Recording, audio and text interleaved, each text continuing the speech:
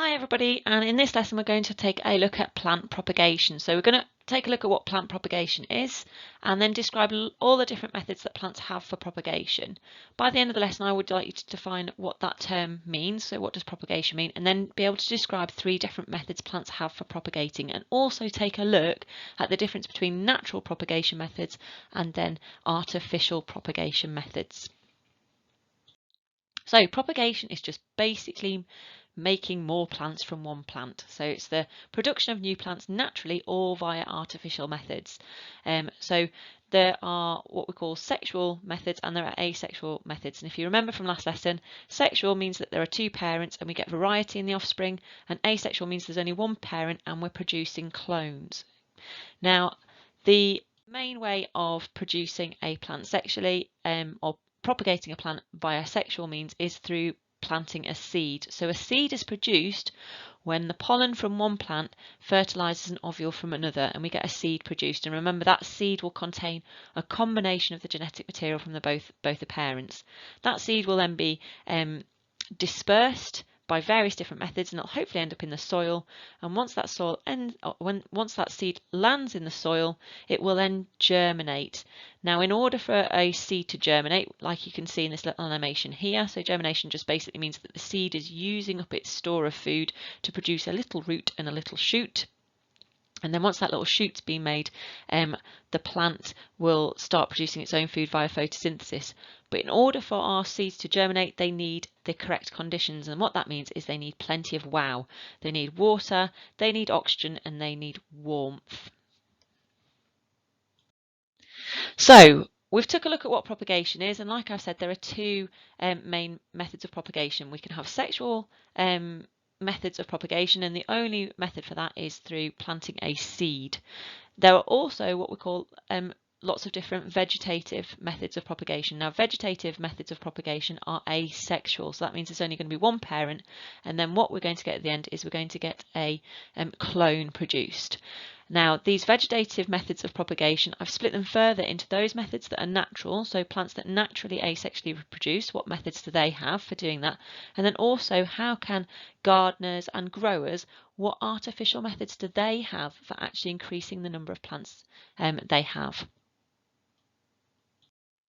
So, the natural asexual methods of plant propagation that we're going to take a look at are bulbs, runners, and tubers. In all these methods there is only 1 parent, and then the plants that are produced from these methods will be genetically identical to the parent.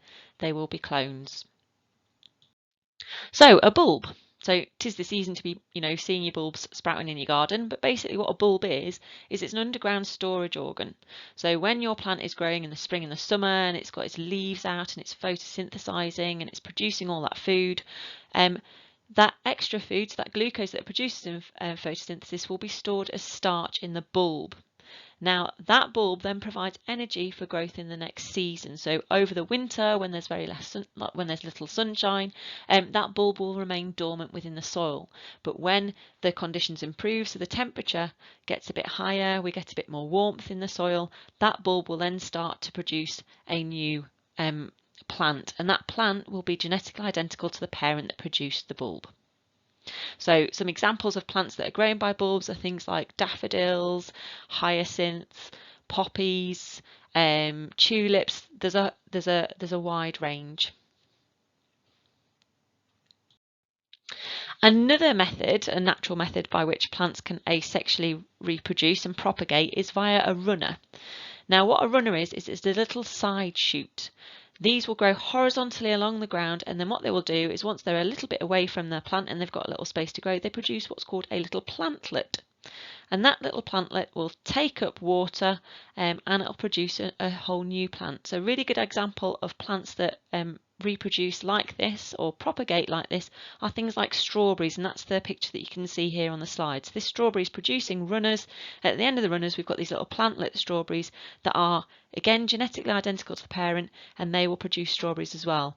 Some of you might have seen in my classroom I have a curly spider plant, and it does exactly the same thing. So that main big spider plant will produce a long runner, and at the end of the runner we have tiny little plantlet spider plants which you can pick off and then plonk in some new soil and you would have a clone. And that is actually why I have lots and lots of spider plants within my classroom, because I regularly pick them off and produce new ones. The last method that we're going to take a look at in terms of vegetatively reproducing plants by an asexual method is a tuber. So tubers and bulbs are fairly similar. Tubers, just like bulbs, are underground storage organs. Again, when the plant is growing, that glucose is stored as starch in an underground stem, and it's called a tuber. So it's an underground stem rather than like a storage organ. And then that tuber provides energy for growth the next season. And a potato is a good example of a plant that will produce tubers. Now, as well as the natural methods to propagate plants, we also have artificial propagation techniques. So as a gardener, I want to know, well, how can I increase the number of plants that I have in my garden? There's some plants I really love. How can I make more of those? And these are 3 different methods that we're going to take a look at. So one of the ways that you can propagate plants is via taking a cutting, or by grafting, or if you're very technical, you can carry out something called tissue culture. So cuttings. In some species, plant cells are able to change from stem cells into root cells. Now what a stem cell is it's a cell that doesn't yet have a function. So it's like a cell that could become like a root cell or a stem cell or a leaf cell. We want in these stem cells to become root cells. So what you do is you take a cutting, so you can just simply remove like a small section of the plant. You can either remove, in some plants you can just remove a leaf. In other plants you have to take a tiny little bit of the stem and you have to cut it at a particular point. What you then do is you would place that stem in some soil or even some water, and those cells at the bottom of the stem or those cells at the bottom of the leaf will start to produce roots. And then that plant will establish itself and create a new one. Again, I have lots of geraniums within my classroom and I am forever taking cuttings from them. So they often get too big, and so I chop little bits of the stem off and I just plant those stems and they will grow into new geranium plants. Or sometimes I even just plonk them into a little beaker of water. They'll grow new roots and then I plant those new little geranium plants in new pots. And so that's how we take a cutting.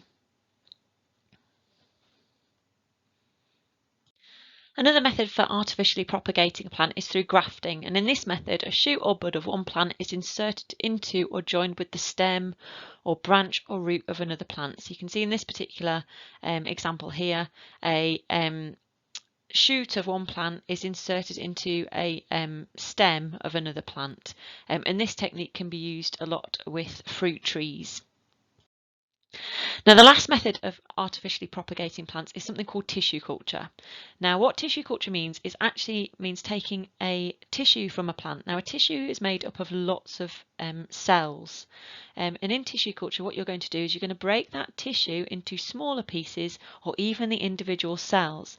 What you then do is you place those small bits of tissue or individual cells on growth medium, so like on an agar that's got loads of nutrients in it that allows those individual tissues to develop. Those individual tissues will then develop into clones of the original plant, and so by this method we can produce a huge volume of plants from a very small number. If you think about something like cuttings, you can only make so many cuttings and then your original plant's destroyed, so it might be that you get maximum like 10 from a very sort of bushy plant. With something like tissue culture, we're talking about hundreds of plants from one individual plant, and is a little bit more technical than the other methods that we've been looking at.